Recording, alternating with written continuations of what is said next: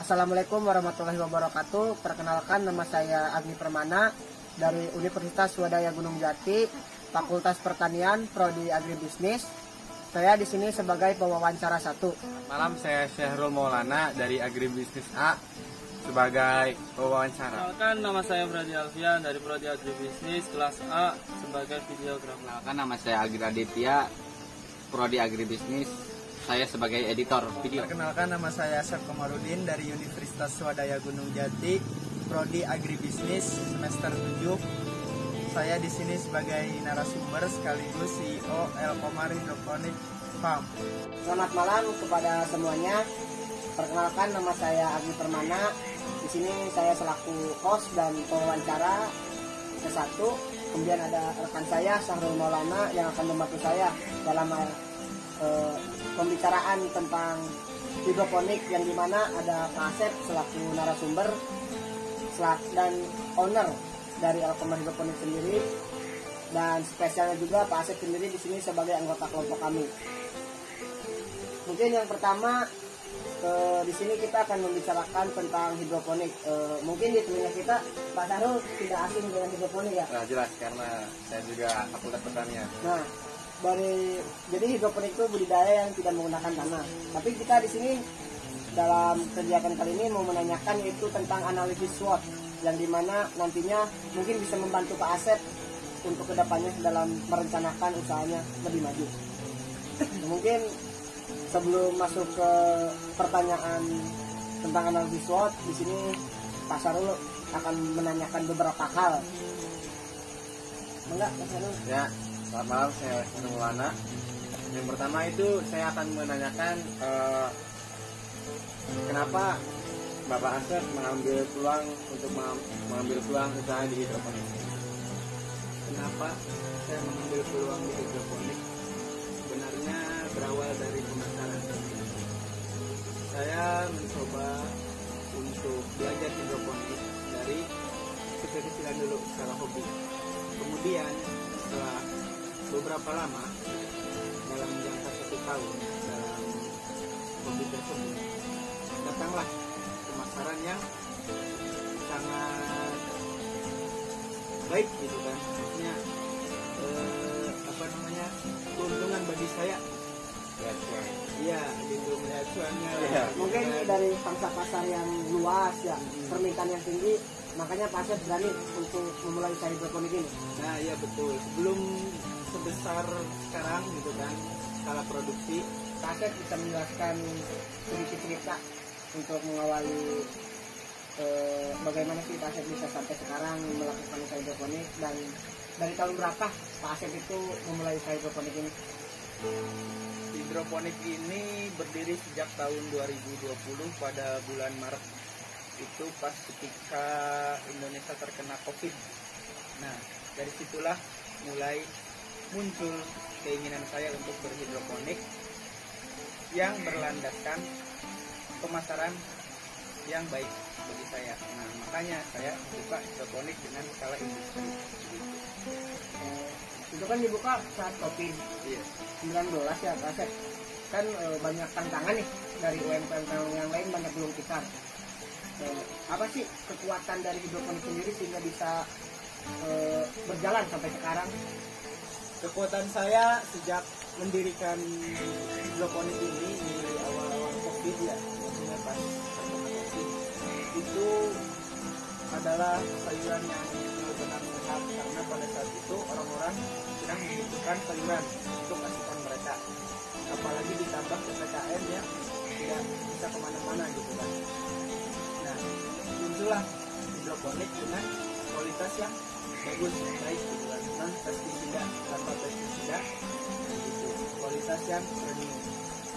Kemudian masalah untuk promosi, kita menggunakan sosial media karena saat itu memang sudah zamannya zaman teknologi gitu kan, kita memanfaatkan media sosial yang ada untuk masalah pemasaran gitu. Mungkin untuk harga nih di saat COVID itu gimana Pak? Kan ada yang naik, ada yang turun, untuk di Elkomar ini itu gimana? Untuk harga kelebihan dari produk kami itu sendiri, itu harga tidak mengalami naik turun harga seperti sayuran-sayuran konvensional lainnya. Kita menetapkan harga, ketika kita menetapkan harga segitu, ya sudah segitu, tidak ada perubahan harga. Tadi tangkap tadi untuk yang pertama mungkin sayuran yang bebas pestisida, higienis, terus kemudian harga yang terjangkau dan bisa bersaing di pasaran. Selanjutnya yaitu mungkin di sini memanfaatkan teknologi, di mana ketika mempromosikan mungkin banyak yang order, tapi di sini kan mungkin ada delivery atau gimana gitu, sehingga Untuk delivery sendiri ya memang kita pas waktu itu PPKM kan nggak boleh kemana-mana gitu kan. Terus mungkin sampai sekarang juga masih dipakai, yaitu kita menggunakan delivery, kita antar ke dapur rumah masing-masing. itu yang jadi kekuatannya.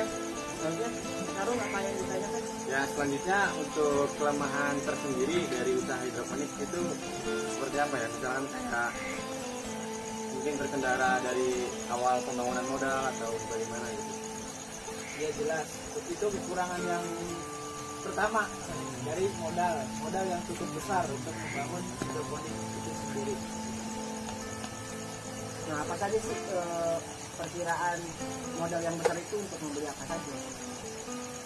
Mungkin di sini sarana penunjangnya itu yang buat itu mahal kan, tidak bisa dikecilkan atau diminimalisir cost yang ada, seperti pembelian pipa, pembuatan greenhouse, pembelian talang dan sebagainya gitu. Mungkin ada lagi dari ini kelemahan dari usaha hidroponik yang kayaknya masih bisa bertahan walaupun ada kelemahan-kelemahan. Tujuan kita adalah untuk mencapai kepuasan konsumen.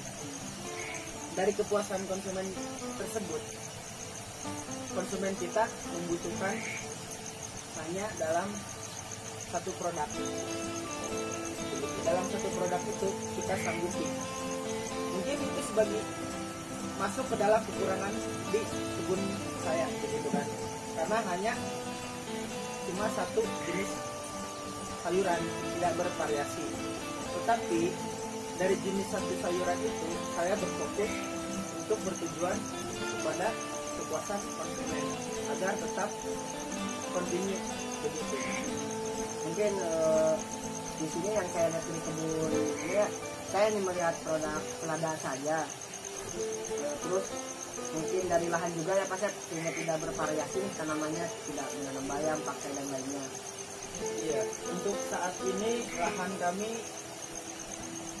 bisa dibilang masih kurang ya untuk memenuhi kebutuhan konsumen yang lain. Maka dari itu untuk satu jenis tanaman pun kami tanam ya masih kekurangan begitu. Sudah bertanya-tanya soal ini ya, keuntungan, kekuatan, kemudian kelemahan juga. Sekarang saya mau ini bertanya tentang kenapa sih mengambil peluang di usaha hidroponik, padahal kan masih ada gitu usaha pertanian seperti lain gitu, kayak peternakan, perikanan gitu. Kenapa di hidroponik? Kalau ditanya kenapa, mungkin dari dasar saya atau basic saya itu di pertanian begitu. Nah, saya belum memahami dunia yang lainnya begitu kan. Apalagi saya sekarang kuliah di agribisnis jurusan pertanian. Mungkin nyambunglah begitu dengan keputusan saya untuk membuat hidroponik. Mungkin untuk pertanyaan peluang ya Pak Sep, saya ada beberapa pertanyaan. Kenapa memilih hidroponik? Apakah karena permintaan yang masih tinggi, terus pangsa pasar yang masih luas, atau gimana? Itu bisa jadi masukan peluang Pak Sep atau gimana? Untuk peluang, sebenarnya peluang itu di mana saja juga ada gitu kan.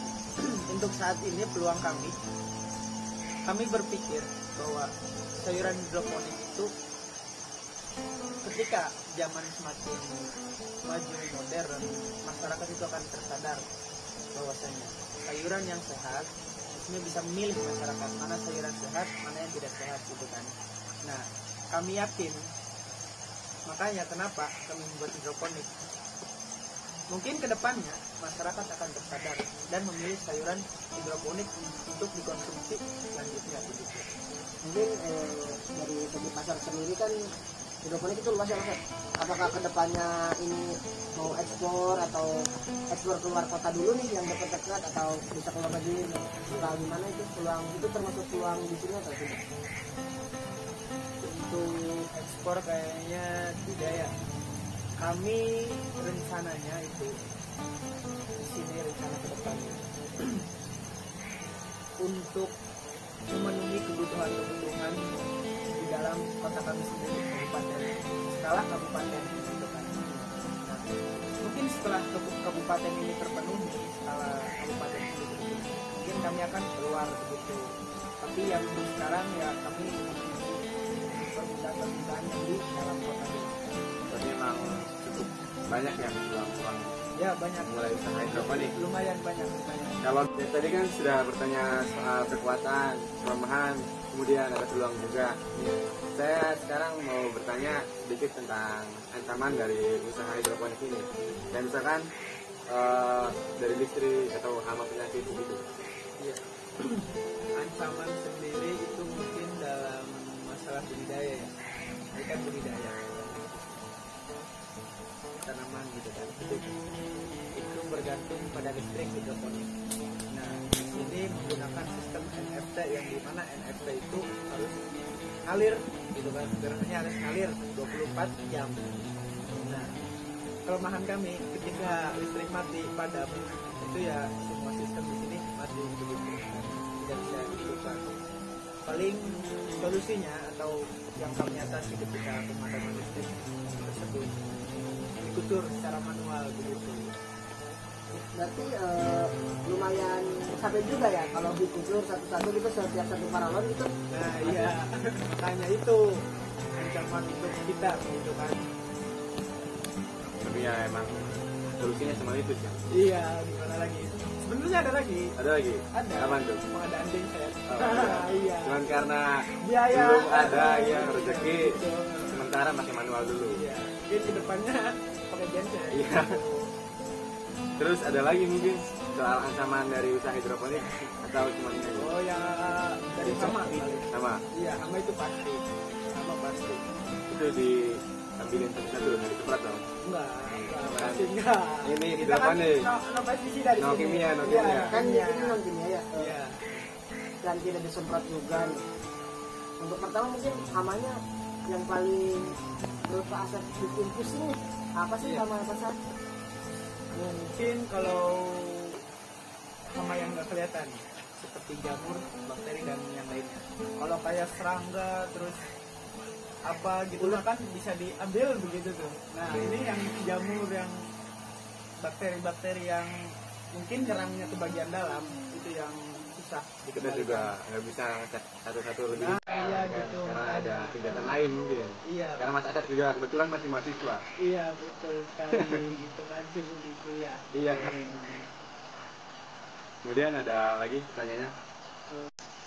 Mungkin ada satu pertanyaan lagi dari Alim Ansama ya. Sarung dari saya sendiri. Untuk di sini saya melihat di berita, di YouTube dan yang lainnya mengenai hidroponik itu terlihat gencar sekali nih Pak Seth. Banyak pelaku usaha baru, UMKM baru nih hidroponik, banyak yang mencoba. Dan saya juga melihat kalau dari di luar kota nih udah ada yang besar nih. Terus banyak produk ekspor dari Bandung tuh. Yang saya tahu tuh Bandung tuh sangat bagus dan banyak ekspor ke Kuningan, ke Cirebon, di jalan. Tapi itu menurut Pak Seth menjadi persaingan nih antara pelaku usaha yang lainnya, gimana?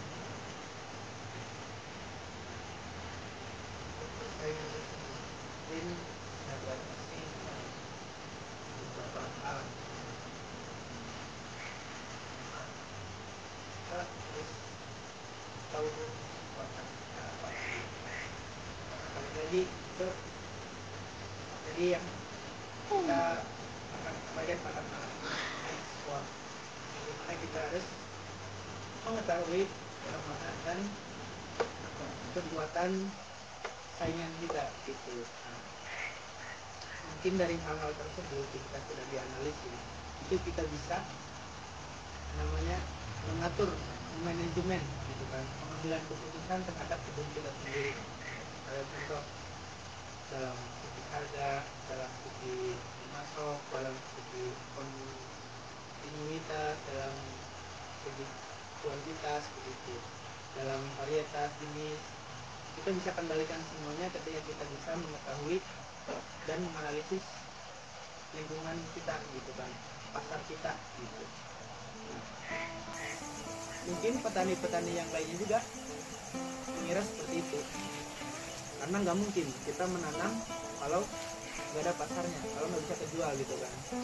Ya bisa saja, cuma kan di sini kita pengusaha yang otomatis menginginkan keuntungan gitu. Dengan persaingan tersebut muncullah gitu kan yang namanya kolaborasi atau mitra begitu.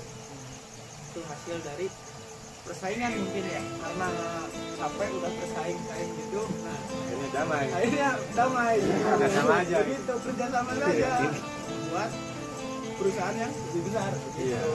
Nggak menguntungkan satu sama lain. Nah, begitu. Bikin ancaman. Ini kan dari ancaman itu Iya. jadi solusi. Iya, berarti dari ancaman jadi solusi. Iya, begitu. Ya, Mas, mungkin ancaman persaingan itu kalau di rating itu dari 1 sampai 4 itu cuma 1 mungkin ratingnya. Iya. Masih bisa di Minimalisir lah. ya, iya. Gitu. Mungkin bukan ya ringan, ancaman ringan lah Iya. gitu kan, bukan terlalu ancaman, justru malah menguntungkan bagi kita untuk bekerja sama gitu. Iya, masih ada solusi ancamannya. Mungkin kedepannya belum tahu ya ada apa. Ada ancaman apa lagi? Iya, iya betul. Pasti. Mungkin Mas Darul, pertanyaan saya sudah cukup. Ada pertanyaan lagi? Ya, untuk saya sendiri juga sudah cukup kayaknya. Mengingat waktu juga sudah semakin larut. Iya. Kami juga Kita butuh istirahat. dibatasi untuk 5 menit. Iya, Oh, apa sudah lebih dari 5 menit ini? kayaknya sudah sih. Oh, sudah. Ya, dari obrolan-obrolan itu asik Mas ya. Iya. Oh, iya. Banyak ilmu yang mungkin bisa didapat gitu. Iya. Alhamdulillah, alhamdulillah. Hadir ya. Lu asik banget. Mas Darul sudah cukup? Oh, ya.